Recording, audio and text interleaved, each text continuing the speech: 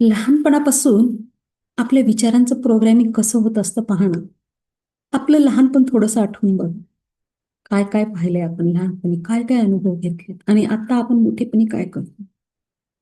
लहानपणापासून जो माणूस शिकतो, जो पाहतो, जे जे निरीक्षण केलेलं असतं त्यातूनच आपलं व्यक्तिमत्व घडत असतं. पहा ना, लहानपणी आपल्याला आई म्हणते, बाळा आपल्या घरी पाहुणे येणार आहेत आज. आणि खरंच पाहुणे आलेले असतात. नंतर अशी काही उदाहरणं घडतात, की मुलाला आईचं बोलणं सगळं खरं वाटतं आणि आई म्हणते एक दिवस, "अरे, आज पाऊस येणार आहे." त्यावेळेस ते मूल इतकं लहान असतं, की त्याला कळत नाही, की आईला भविष्याचा किंवा वातावरणाचा अंदाज आलेला आहे. ढग भरून आलेले आहेत, आभाळ भरून आले आणि पाऊस पडणार आहे म्हणून आई म्हणत आहे. किंवा नातेवाईक आले, तर नातेवाईकांचा फोन आलेला असतो म्हणून नातेवाईक आलेले असतात.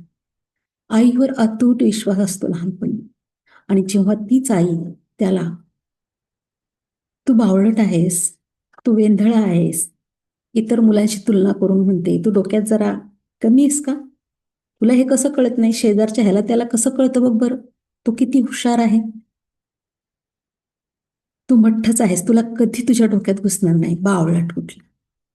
असले काहीतरी शब्द सहज सहज बोलून जातो, ज्यावेळेस आपण एखाद्या लहान मुलाला किंवा त्यांचे पालक, आई-वडील त्यावेळेस त्या बालमनावर काय परिणाम होत असतील बरं?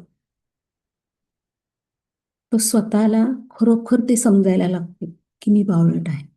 मला काही येत नाही. आणि त्याचा आत्मविश्वास हळू-हळू इतका कमी होतो, की त्याच्यात मूळ शक्ती आहे ते सगळं करण्याची, ते सुद्धा तो गमावून बसतो.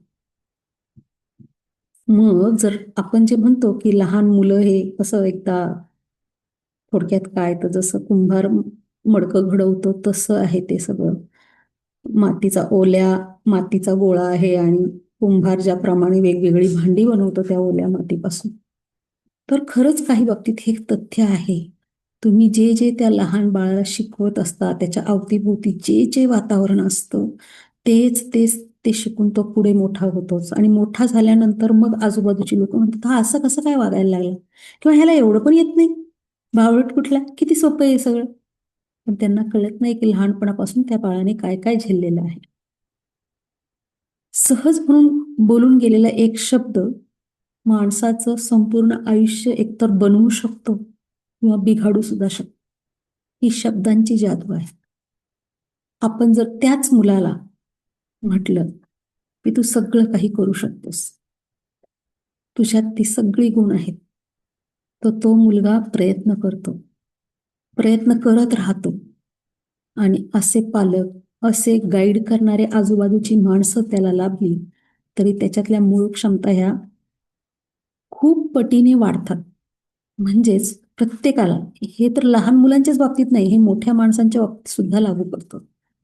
कितीतरी अशी माणसं मी आजूबाजूला पाहिलेली आहेत, की घरातल्या लोकांनी खच्चीकरण करून किंवा सतत त्याला टोकून त्याच्यातला आत्मविश्वास इतका घालवलेला असतो, की तो समाजात सुद्धा ताठमानेने जगत नाही. म्हणजे शब्द हे असं शस्त्र आहे, की त्यातून तुम्ही जादू करू शकता आणि त्यातून तुम्ही नाशही करू शकता. म्हणूनच आपल्या पूर्वीच्या काळातील ऋषीमुनीच्या शब्दांमध्ये एवढी ताकद होती, की शाप दिला जायचा त्याच शब्दांनी आणि त्याच शब्दांनी पुन्हा शाप, त्याच शब्दांनी वर आशीर्वाद पण दिला जायचा. किती ताकद आहे या शब्दांमध्ये, पण आपण ती ताकद घालवून बसलोय. आपण त्याचा विचारच करत नाही, की शब्द हे मोठी शक्ती आहे. शेवटी शब्द निघतात तरी कुठून? तोंडातून निघतात. परंतु ते तयार कसे होतात? विचारांमुळे तयार होतात ना.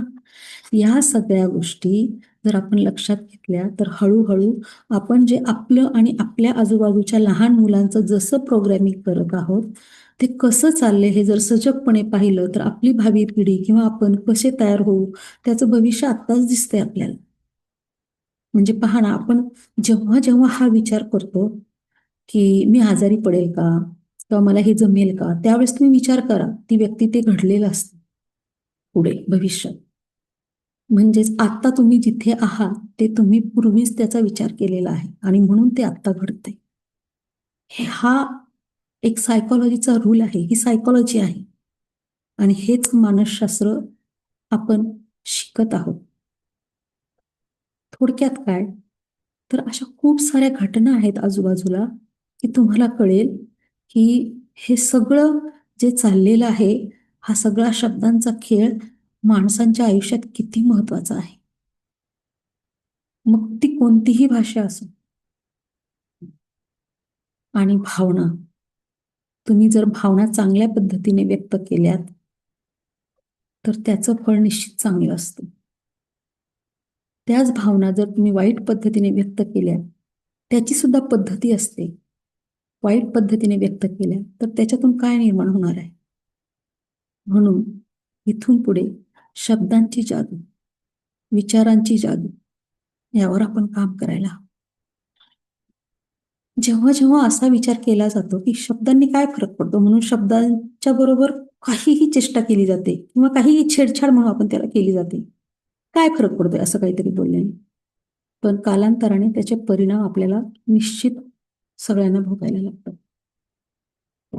म्हणजेच थोडक्यात काय, तर जसे तुमचे विचार असतील, जसे तुमचे शब्द असतील, तसं तुमचं जीवनाचा आकार तुम्ही देऊ शकता.